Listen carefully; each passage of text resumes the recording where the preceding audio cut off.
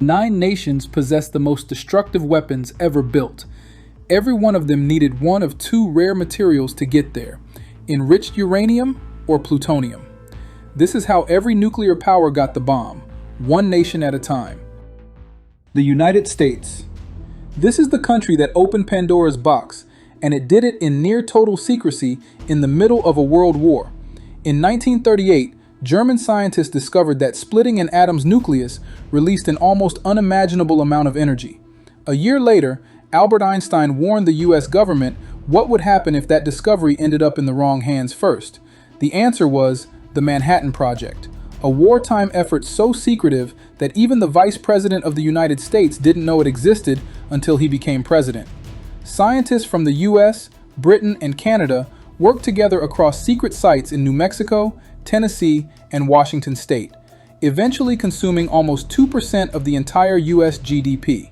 In July 1945, while President Truman was in Germany negotiating the post-war world with Stalin and Churchill, he got a coded message. The test in the desert, codenamed Trinity, had worked. He gave Stalin a vague, deliberately understated heads-up about a powerful new weapon. Stalin barely reacted. What Truman didn't know was that Stalin already understood exactly what he meant. The Soviets had spies inside the Manhattan Project itself, feeding Moscow details almost as fast as American scientists produced them. Watching the Trinity fireball rise, Oppenheimer later said a line from Hindu scripture that ran through his mind. "Now I am become death, the destroyer of worlds." Weeks later, 2 bombs fell on Hiroshima and Nagasaki. The war ended almost immediately. The United States thought this advantage would last for generations, but it only lasted 4 years. The Russian Federation. 4 years. That's how long the United States had this weapon completely to itself. The Soviets hadn't waited for Hiroshima to start. As early as 1941, Soviet intelligence noticed something strange. American, British, and German scientists had suddenly stopped publishing research on nuclear fission. Silence to an intelligence agency is itself a signal. Stalin ordered his own program to begin in secret. Soviet spies had already infiltrated Los Alamos, feeding Moscow real design data. But Soviet scientists didn't fully trust it, suspecting it might be a deliberate trap meant to sabotage their program with false blueprints. So they built their own bomb from scratch anyway, using the stolen designs only to check their own work along the way. In August 1949, the Soviets detonated their first bomb, codenamed RDS-1, and referred to by American officials as Joe 1 after Stalin himself, in the deserts of Kazakhstan. For the first time in history, the United States faced an opponent capable of matching its greatest military advantage. The age of the nuclear monopoly was over. Every strategic decision, from diplomacy to military planning, would now have to account for the possibility that both sides possessed the same ultimate weapon. It wasn't just the beginning of an arms race, it was the beginning of a new kind of world. When the Soviet Union dissolved in 1991, its nuclear arsenal didn't disappear with it. Russia was recognized internationally as the Soviet Union's legal successor state and inherited the weapons directly. Ukraine, Kazakhstan, and Belarus, each left holding significant stockpiles after the collapse, agreed to give theirs up over the following years, leaving Russia as sole heir to the world's largest nuclear arsenal, a position it still holds today. Long before the Soviet Union collapsed, America's nuclear monopoly had already been broken. 2 of its closest wartime allies were about to feel just as betrayed by Washington as it had just been blindsided by the Soviets. The United Kingdom. Britain didn't just help build the bomb. For a while, they were ahead of the Americans on it. Then, their closest ally cut them out completely. Britain's own program, Tube Alloys, was underway before the Manhattan Project even existed, built with refugee scientists fleeing Nazi Germany. When Britain folded that research into the American effort, it was a signed wartime deal. The 2 allies would share the finished technology once the war was won.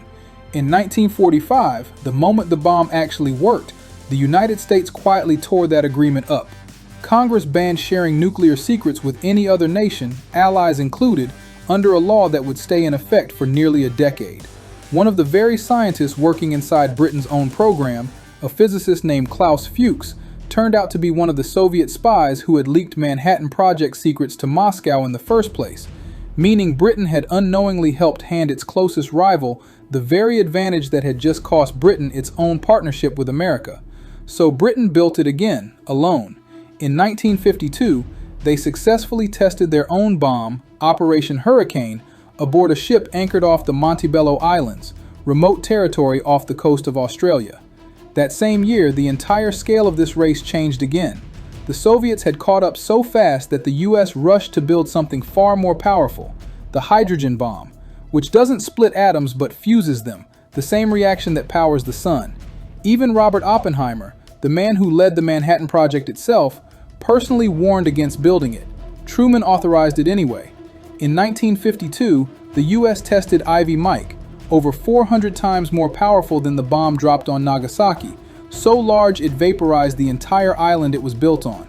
The Soviets matched it in 1955, Britain matched it in 1957, and Washington quietly resumed sharing nuclear secrets with London the following year, once Britain had proven it could keep up either way.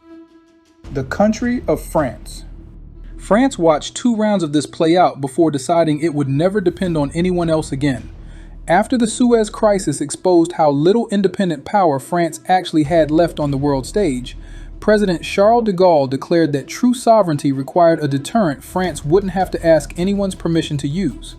Sourcing uranium from its African colonies, France completed its first test, Gerboise Bleu, in the Algerian Sahara in 1960.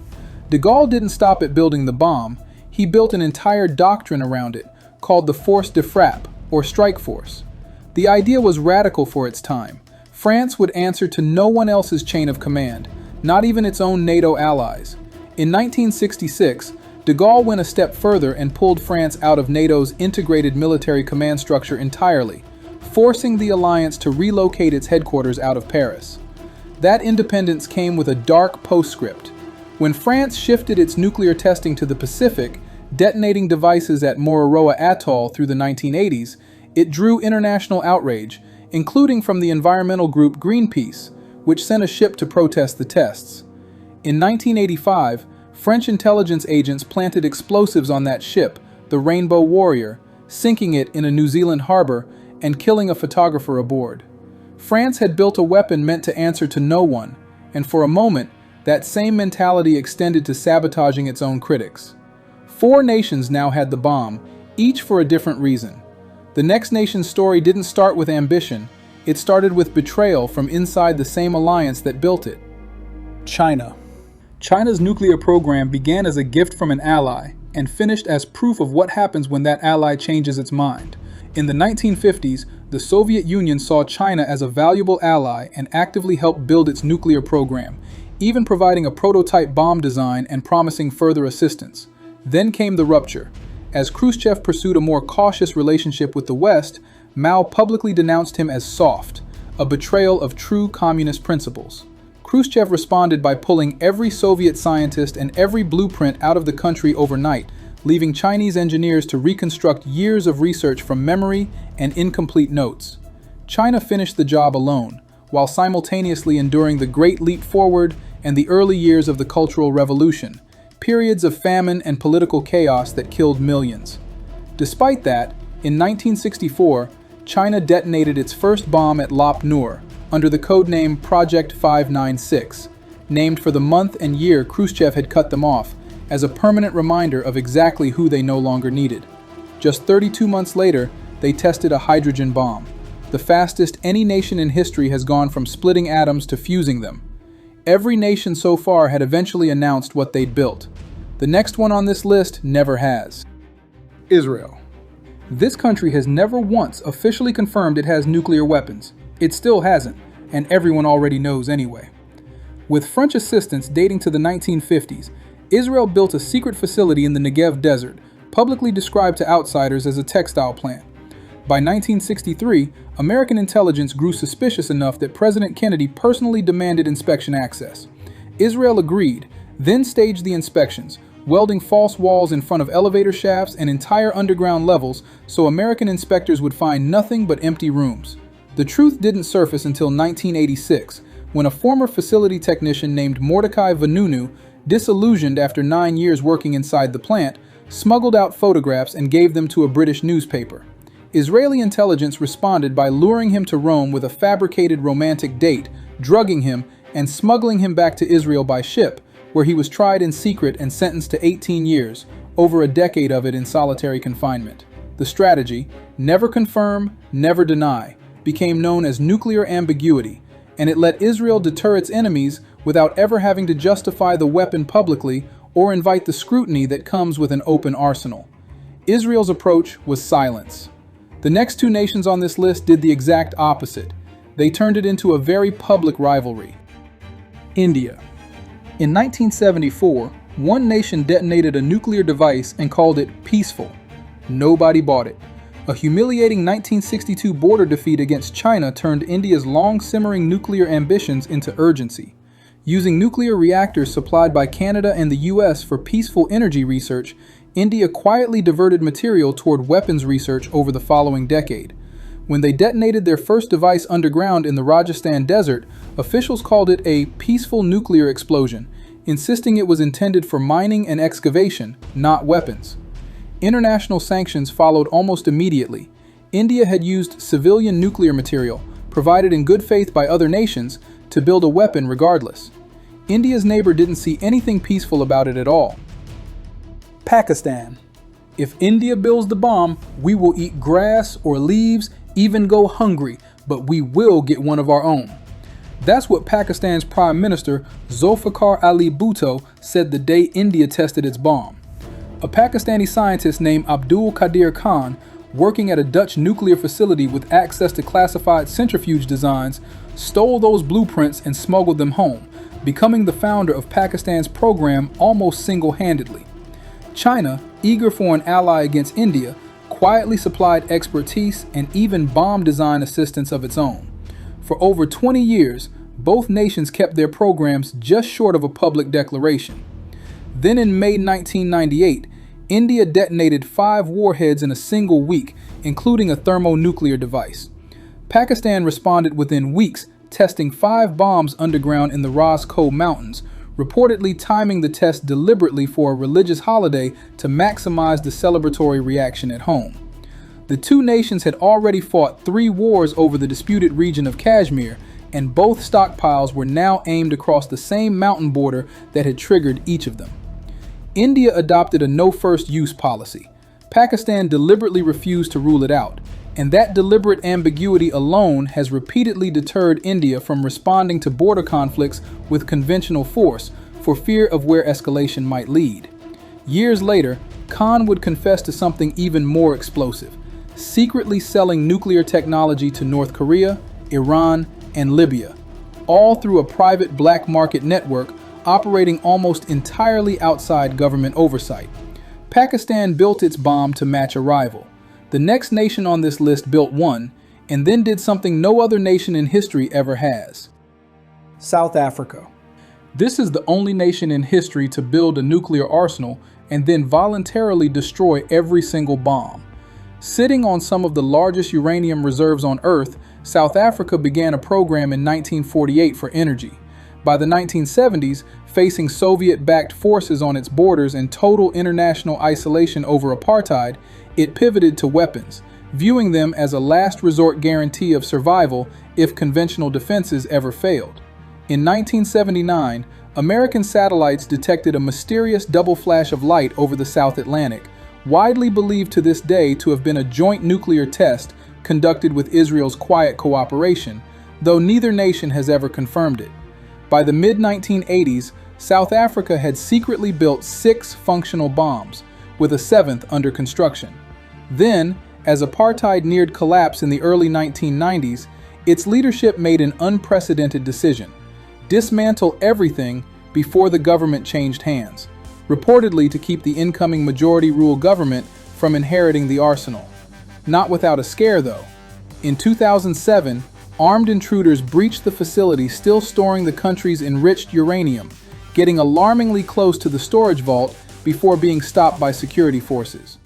A handful of other nations, including Argentina, Brazil, Iraq, Syria, and Libya, all made real progress toward a bomb too, before treaties, sabotage, or airstrikes ended each program before it finished.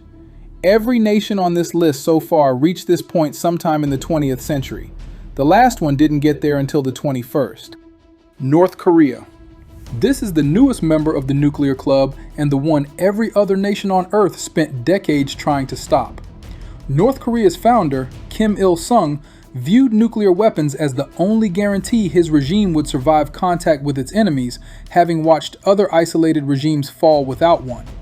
The Soviet Union helped build peaceful research reactors in the 1950s, training North Korean scientists, but refused every direct request to help with weapons technology. So North Korea went it alone, using domestic uranium deposits to avoid depending on anyone else for materials. It signed the Non-Proliferation Treaty in the 1990s while secretly continuing its program and stalling international inspectors for years, then formally withdrew in 2002 after a 1994 reactor for compliance deal collapsed amid mutual accusations of bad faith. In October 2006, it conducted its first nuclear test, a small, likely partially failed detonation that still sent seismic shockwaves detected around the world. A second, far more powerful test followed in 2009, widely seen as a show of strength during Kim Jong-il's declining health. Years of on-again, off-again negotiations known as the Six-Party Talks, involving North Korea, the US, China, Russia, Japan, and South Korea, repeatedly tried and failed to reverse the program, collapsing for good by 2009. By 2017, North Korea had tested its first thermonuclear weapon. An isolated, impoverished state had done what most of the world insisted it never could. 9 nations completed this process before North Korea made it 10. History suggests there's always at least one more nation somewhere on this path, sometimes quietly, sometimes not. And whether they finish or get stopped is usually decided long before the rest of the world finds out. And even for the nations that already have these weapons, secrecy remains nearly impossible to maintain over time. Most hide the bulk of their arsenals inside submarines, scattered across the world's oceans, specifically so no single strike could ever eliminate their ability to respond. Building a bomb is hard to hide. Keeping one hidden forever is harder still. The theory holding all of this together has a name: mutually assured destruction. The idea that no rational leader would launch a first strike, knowing it would guarantee their own nation's annihilation in return. It has held for 80 years. It only has to fail once. Every nation on this list told itself the same story, that having this weapon would make them safer. History hasn't exactly been kind to that promise. It's kept an uneasy peace between the world's great powers for 80 years, and it's also meant that a single mistake, anywhere, could end everything at once. The next time you hear a country announce its program is just for deterrence, remember, that's exactly what every one of them said first.